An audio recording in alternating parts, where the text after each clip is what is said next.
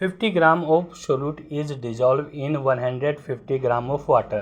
What is the mass percentage of the solution? Question दिया हुआ है 50 ग्राम विलेय को 150 ग्राम जल में घोला जाता है, विलयन का द्रव्यमान प्रतिशत ज्ञात कीजिए। तो ये काफ़ी इंपॉर्टेंट क्वेश्चन है, कई बार ये पेपर में आया हुआ है। तो स्टूडेंट्स, तो ये क्वेश्चन दे रखा है आपको। पहला क्वेश्चन है कि 50 gram of solute is dissolve in 150 gram of water, what is the mass percentage of the solution. तो इसमें एक फार्मूला आपको याद रखना होता है, ये मास परसेंटेज का। मास परसेंटेज का फार्मूला होता है आपका mass of solute, mass of solute और mass of solution, mass of solution और इनटू 100%। तो इस फार्मूले से आप लोग इस क्वेश्चंस को करेंगे। देखिए, पहले इस फार्मूले को समझ लीजिए। अगर आपको फार्मूला लगाना अप्लाई करना आ गया तो आप सारे क्वेश्चंस कर सकते हो। तो इसमें आपको मास परसेंटेज दे रखा है, मास ऑफ द सोल्यूट दे रखा है, मास ऑफ द सॉल्यूशन दे रखा है। अब आपको ये ध्यान रखना होता है, अगर मास ऑफ द परसेंटेज निकालना है तो डायरेक्ट ये फार्मूला अप्लाई कर देंगे, और अगर मास ऑफ द सोल्यूट निकालना है आपको, मास ऑफ द सोल्यूट निकालना है, तो ये आपका आ जाएगा mass percentage into mass of solution, और इस पूरे के अपॉन में 100 आ जाएगा। तो इजी निकल जाएगा मास ऑफ द सोल्यूट। अगर आपको निकालना है मास of solution, mass of solution निकालना है, तो यहाँ पर आ जाएगा आपका मास ऑफ सोल्यूट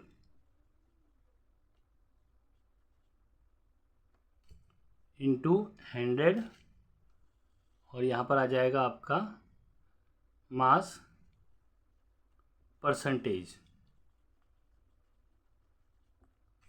तो ये आपके फार्मूले दे रखे हैं, फर्स्ट फार्मूला, सेकंड फार्मूला और third formula.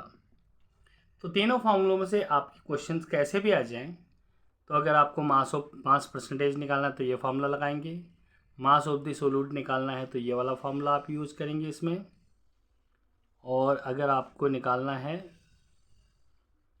Mass of solutions तो आप इस फार्मूले को यहाँ पर अप्लाई कर सकते हैं। अब रही बात भाई, ये मास ऑफ सोल्यूट क्या होता है।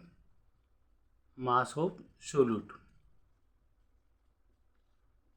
और मास ऑफ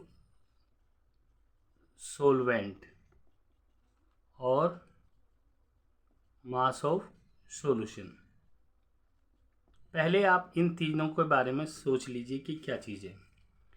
चलिए हम आपको बताते हैं। आप चाय बनाते हो, तो चाय बनाने के लिए आप लोग दूध डालते हो और पानी डालते हो। चीनी चाय पत्ती को छोड़ दीजिए अभी। तो चीनी भी पानी डालते हो, दूध डालते हो। कम मात्रा में क्या है इसमें, दूध, क्योंकि पानी ज़्यादा डालते हैं आप। तो जो कम मात्रा में होता है वो सोल्यूट कहलाता है। जैसे हम चाय बनाते हैं तो इसमें पानी और दूध मिलाते हैं, तो कम मात्रा में क्या होता है, पानी होता है, और अधिक मात्रा में क्या होता है, इसमें दूध होता है। तो जो अधिक मात्रा में होता है उसे कहते हैं हम सॉल्वेंट, यानी कि इसमें होता है लार्ज क्वांटिटी में, लार्ज क्वांटिटी में जो होता है उसे हम कहते हैं सॉल्वेंट, और लेस क्वांटिटी में जो होता है उसे कहते हैं हम लोग सोल्यूट। उसके बाद सॉल्यूशन क्या होता है, सॉल्यूशन जो आ जाएगा इन दोनों का जो लेस क्वांटिटी और लार्ज क्वांटिटी है, क्योंकि चाय आपने बनाई है पानी और दूध को मिला के बनाई है, इन दोनों को मिलने से चाय बना। तो ऐसे ही mass of solute plus mass of solvent आपका बनता है मास ऑफ सॉल्यूशंस। तो ये तीनों दोनों चीज़ें आपको याद रखनी पड़ेगी तीनों। मास ऑफ सोल्यूट क्या होता है, मास ऑफ सॉल्वेंट क्या होता है और मास ऑफ सॉल्यूशंस क्या होता है। तो ये क्लियर हो गया, तो आप इससे रिलेटेड सारे क्वेश्चंस कवर कर सकते हो। अब हम क्वेश्चंस पर आते हैं। सबसे पहले क्वेश्चंस में हम गिवन लिखते हैं कि हमें दिया क्या क्या है। इसने दिया है 50 ग्राम ऑफ सोल्यूट। सोल्यूट का मास कितना है, मास ऑफ सोल्यूट दिया हुआ इसने 50 ग्राम,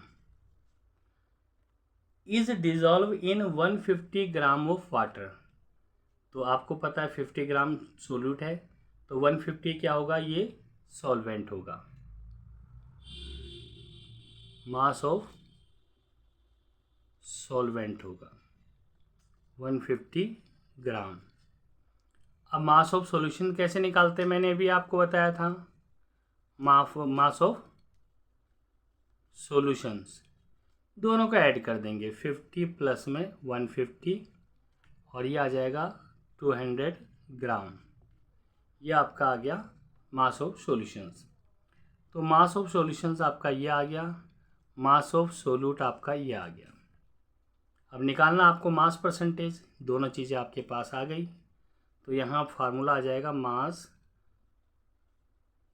percentage equal to mass of solute. Mass of solute है आपका 50 और मास ऑफ सॉल्यूशंस आपका है 200 और इनटू 100%। तो 100 से इसको कैंसिल करेंगे 2 से इसको करेंगे तो 25। तो हमारा आंसर 25% आ गया। तो इस तरह इस क्वेश्चंस को करते हैं, बड़ा ही इम्पोर्टेंट है। सेकंड चैप्टर जो 9th क्लास में है उसमें कुछ न्यूमेरिकल्स हैं और ये भी इम्पोर्टेंट न्यूमेरिकल्स है, कई बार पेपर में ये आया हुआ है। तो क्वेश्चंस है, convert 283 kelvin into degree Celsius. 283 kelvin को डिग्री सेल्सियस में बदलिए। ये एक्सरसाइज फर्स्ट का काफ़ी इम्पोर्टेंट क्वेश्चंस है। देखिए क्वेश्चंस और दिया हुआ है, कन्वर्ट 283 केल्विन, 283 केल्विन को डिग्री सेल्सियस में कन्वर्ट करना है। डिग्री सेल्सियस इस तरह से लिखते हैं, तो इसका डिग्री सेल्सियस क्या होगा। ये क्वेश्चंस आपकी एक्सरसाइज फर्स्ट में से है। तो इसमें दो ही टाइप के क्वेश्चन आते हैं, एक डिग्री सेल्सियस को कन्वर्ट करना और और एक केल्विन में कन्वर्ट करना। तो इसका करने का सिंपल फार्मूला है, ये आ जाता है आपका K minus 273 degree Celsius. K का मतलब जो केल्विन में आपको मान दिया हुआ है 283 माइनस 273 और ये डिग्री सेल्सियस। अब इसमें से अगर माइनस करते हो तो 10 डिग्री आ गया ये सेल्सियस। तो ये आपका आंसर है। तो 1 वर्ड्स में 1 मार्क्स का क्वेश्चन आता है ये, और ये भी काफ़ी इम्पोर्टेंट है, पेपर में आता ही आता है। तो ये मैं जो आपको वीडियो बना के दे रहा हूँ, इसमें वो क्वेश्चंस लिए गए हैं जो बार बार एग्जाम्स में पूछे जाते हैं।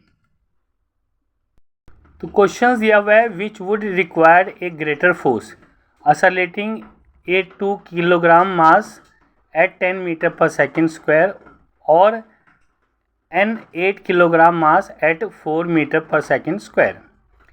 किसे अधिक बल की आवश्यकता होगी 2 किलोग्राम द्रव्यमान को 10 मीटर पर सेकेंड स्क्वायर के त्वरण से गति देने में, या 8 किलोग्राम द्रव्यमान को 4 मीटर पर सेकेंड के त्वरण से गति देने में। अब यहाँ क्वेश्चंस नेक्स्ट है, हमारे पास दिया हुआ है कि which would require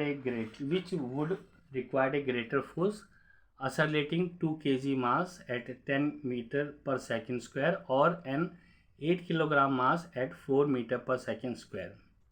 आपको कंडीशंस दे रखी है। फर्स्ट कंडीशन, केस फर्स्ट दे रखा है कि आपको मास दिया हुआ है 2 kg और इसका एक्सेलरेशन दे रखा है 10 मीटर पर सेकंड स्क्वायर। दूसरा दे रखा है के सेकंड में 8 kg मास दिया हुआ है, एक्सेलरेशन दिया है 4 मीटर पर सेकंड स्क्वायर।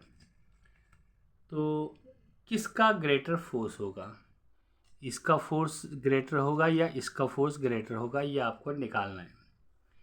तो इस क्वेश्चंस को निकालने के लिए सबसे पहले आपको ये जानना जरूरी होता है कि हम फोर्स कैसे निकालते हैं।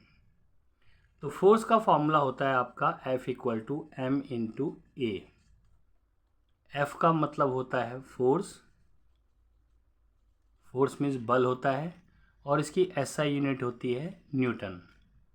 अब SI यूनिट क्या होता है, जिससे उसको नापा जाता है, मापा जाता है, तो वो आपका SI यूनिट होती है।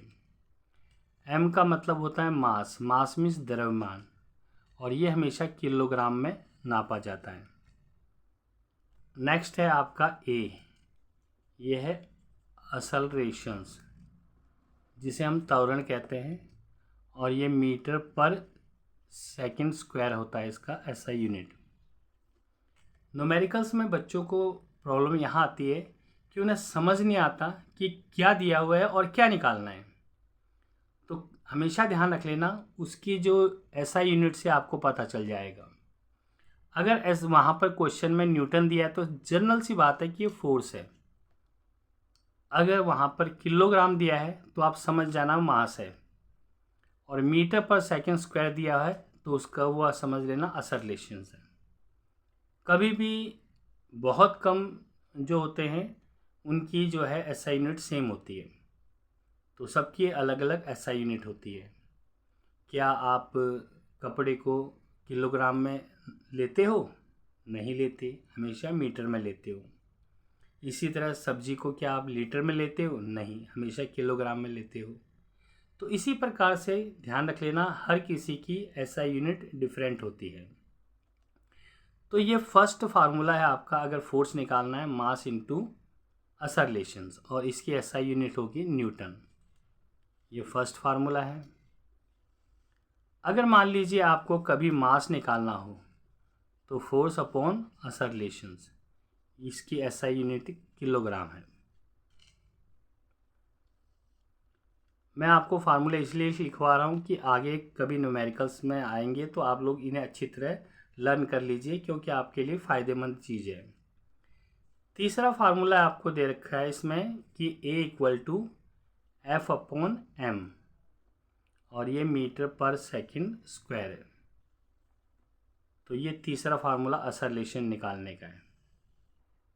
तो इसमें भी देखिए क्वेश्चन आता है कि दो तो नोन होती हैं, दी जाती है वैल्यूज, और एक वैल्यू आपको निकालनी होती है।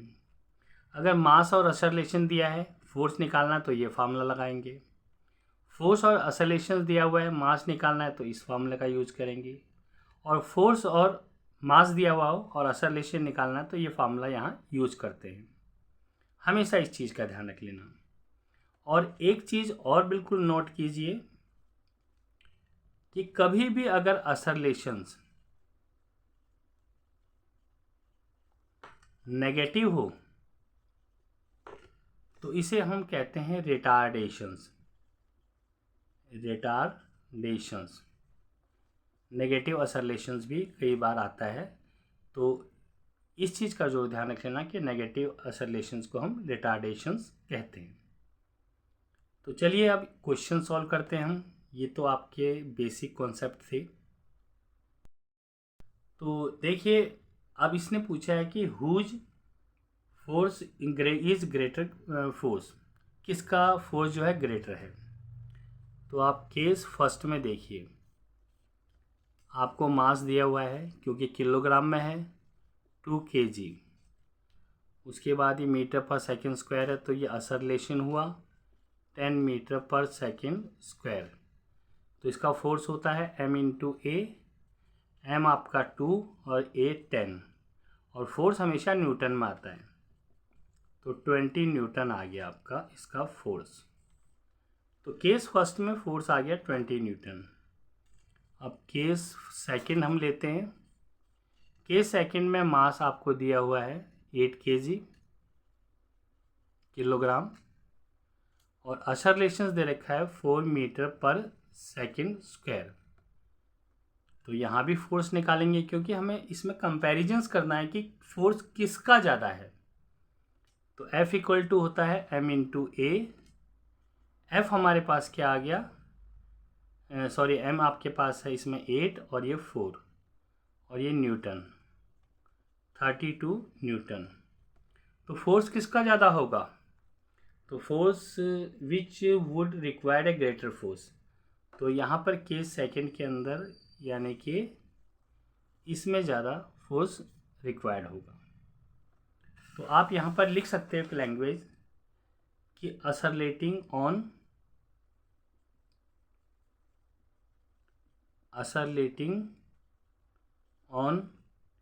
8 kilogram mass at 4 metre per second square requires greater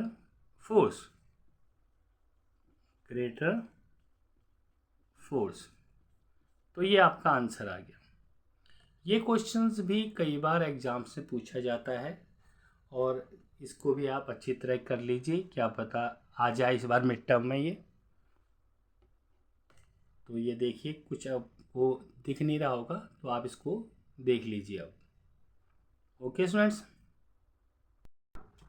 A bus decreases its speed from 72 kilometre per hours to 36 kilometre per hour in 5 seconds. Find the acceleration of the bus.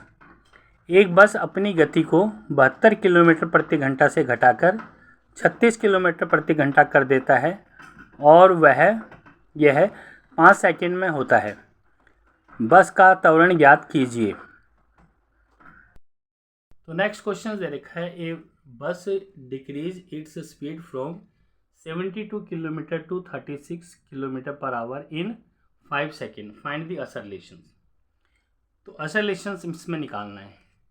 एक चीज़ ध्यान रख लीजिए, कभी भी अगर स्पीड अगर आती है आपकी किलोमीटर पर आवर में और उसे आपको चेंज करना है मीटर पर सेकंड में, तो हम क्या करते हैं उसको 5/18 से मल्टीप्लाई करते हैं। कभी भी अगर क्वेश्चन आता है, अब आप कहेंगे जी ज़रूरी क्या है हम उसमें किलोमीटर पर आवर में निकालते हैं। तो ये एक सिचुएशन तब होती है जब आपका टाइम, इस चीज़ को ध्यान रख लेना, time is given in minute या सेकंड में, मिनट या सेकंड में दिया होता है। तो आपको किलोमीटर पर आवर को मीटर पर सेकंड में कन्वर्ट करना है और उसके लिए क्या करेंगे 5/18 से इसको मल्टीप्लाई कर देंगे। पहली बात तो ये आ गया आपकी, क्योंकि ये यूनिट सेम होनी चाहिए। कम्बिनेशन आता है मीटर पर सेकंड में या फिर किलोमीटर पर आवर में। अगर यहाँ पर टाइम आवर में देता तो आपको चेंज करने की कोई ज़रूरत नहीं थी, बट यहाँ पर टाइम इस क्वेश्चन में 5 सेकंड दिया हुआ है, तो 5 सेकंड दिया है तो किलोमीटर पर आवर है, इसे भी आपको चेंज करना पड़ेगा। अगर आप चेंज नहीं करेंगे तो क्वेश्चन गलत हो जाएगा, कभी भी ध्यान रख लेना इसका। अब जैसे सपोज कीजिए ये 54 किलोमीटर पर आवर है, अगर इसे हम मीटर पर सेकंड में चेंज करना चाहते हैं तो आप लिखेंगे 54 इंटू 5/18। तो 18 1 जा 18, 18 3 जा और ये मीटर पर सेकंड आ जाएगा। 5 3 जा 15 मीटर पर सेकंड। तो ये चेंज हो गया, तो बड़ा इजी है। हालांकि इसका रूल्स है 1000/360 से मल्टीप्लाई करना है, मगर मैंने इसको काटने के बाद ये शॉर्ट फॉर्म बना दी है। इससे आपको मल्टीप्लाई करना हर क्वेश्चन में, जिसको भी आप किलोमीटर पर आवर को मीटर पर सेकंड में बदलना हो, ये ज़रूर आना चाहिए। क्योंकि कई बार एग्जामिनर आपको ये दे देता है कि किलोमीटर पर आवर दे देगा और एक को मीटर पर सेकंड दे देगा, आप कंफ्यूज हो जाएंगे कि क्या करें। तो ध्यान रखिए, टाइम अगर आपको सेकंड या मिनट में है, अगर मिनट में टाइम आता है तो उसे सेकंड में कन्वर्ट करने के लिए 60 से मल्टीप्लाई करते हैं। जैसे टाइम आपका आ गया 2 मिनट, तो आप क्या करेंगे 2 × 60 सेकेंड, तो 120 सेकेंड। ये कन्वर्ट करना, चेंज करना इसलिए ज़रूरी होता है क्योंकि हमारा यहाँ मीटर पर सेकेंड में आ गया, तो कम्बिनेशन ये सेकेंड का सेकेंड से है। अगर यहाँ पर आवर होता तो हम इसको चेंज नहीं करते, क्वेश्चन को सॉल्व करते। तो ये आपका आ जाएगा। अब रही बात आपके फार्मूले की, तो असरलेशन होता है v - u/t। ये फार्मूला हम इसमें यूज करेंगे। क्या फार्मूला है? a = v - u/t। a का मतलब होता है असरलेशन, v का होता है फाइनल वेलोसिटी और u का होता है इनिशियल वेलोसिटी, और t का मतलब तो आपको पता टाइम होता है। तो क्वेश्चंस को देख के आपको बताना है कि उसमें क्या दिया हुआ है। तो ये बेसिक बातें आपकी आ गई हैं। चलो अब इस क्वेश्चन को हम सॉल्व करते हैं। तो ये दे रखा है कि एक बस डिक्रीज करती है इसकी स्पीड। तो एक बस है, उसकी जो स्पीड है वो पहले तो होती है उसकी 72 किलोमीटर पर आवर, बाद में उसकी स्पीड हो जाती है 36 किलोमीटर पर आवर, और टाइम का पीरियड दे रखा है इसमें, टाइम कितने टाइम में 5 सेकेंड के अंदर। तो ये भी स्पीड है और ये भी स्पीड है।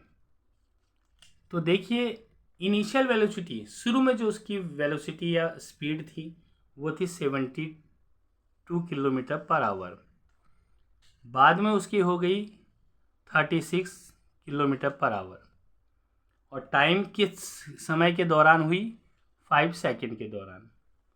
तो सारी चीज़ें आपको मिल गई है। अब यहाँ पर क्या हो सकता है, देखो यहाँ से स्पीड क्या हुआ है, बढ़ी है, सॉरी घटी है। स्पीड बढ़ भी सकती है। तो दोनों ही कंडीशंस में कोई दिक्कत नहीं है, बस आपको छांटना है इनिशियल वेलोसिटी क्या है, फाइनल वेलोसिटी क्या है। तो यहाँ पर आ जाएगा इनिशियल वेलोसिटी। इनिशियल वेलोसिटी है 72 किलोमीटर पर आवर, ये इतना था। अब इस 72/1 × 5/18, क्योंकि ये क्यों लिखा, क्योंकि यहाँ पर किलोमीटर पर आवर था, तो ये आ जाएगा 18 3 जा 72, 5 3 जा 15 मीटर पर सेकेंड। ये इसकी इनिशियल वेलोसिटी आ गई, जिसको डिनोट करते हैं हम u से। अब है फाइनल वेलोसिटी।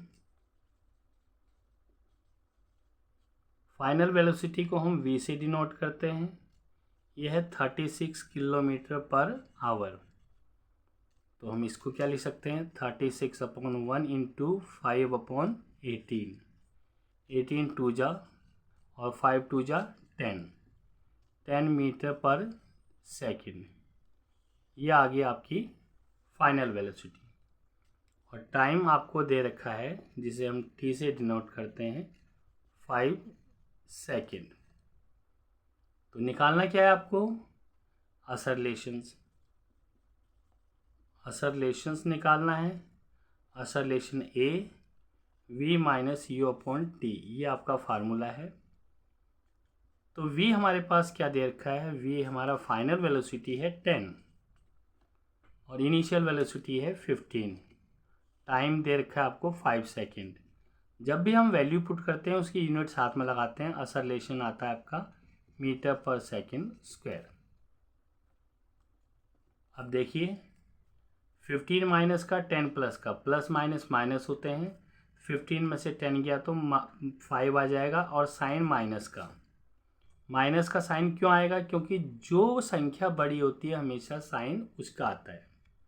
अपॉन में 5, तो ये आ जाएगा मीटर पर सेकंड स्क्वायर। इसको काटेंगे आप तो ये आ जाएगा -1 मीटर पर सेकंड स्क्वायर। यानी कि आपका जो असरलेशन है वो आ जाएगा -1 मीटर पर सेकंड स्क्वायर। क्योंकि यहाँ पर असरलेशन नेगेटिव आया है तो इसे रिटार्डेशन कहते हैं। अब नेगेटिव असरलेशन कब आता है? जब स्पीड हमेशा घटती है या उस गाड़ी में कोई गाड़ी चल रही है और उसमें एकदम ब्रेक लगाया जाता है, तब जो असरलेशन आता है वो हमेशा रिटार्डेशन में आता है, यानी कि नेगेटिव असरलेशन आता है। तो मुझे आशा है आप इस चीज़ को समझ गए होंगे।